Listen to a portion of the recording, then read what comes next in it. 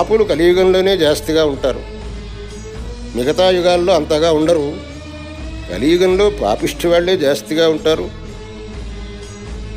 కానీ ఇటువంటి పాపిష్టి యుగంలో ఒక మంచి ఏమిటి అని అంటే, ఇక్కడ భగవన్నామకీర్తనం వల్లనే శ్రేయస్సును పొందటానికి అవకాశం ఉన్నది. కలేర్దోషైతే రాజన్ అస్తిహ్యేకో మహాన్ గుణః కీర్తనాదేవ యత్సద్యో నరః పాపాద్విముచ్యతే. సమస్త దోషములకు ఈ కలియుగం నిధి ఆకరం అవును. అయినప్పటికీ ఇక్కడ ఒక గుణం ఏమిటి అని అంటే,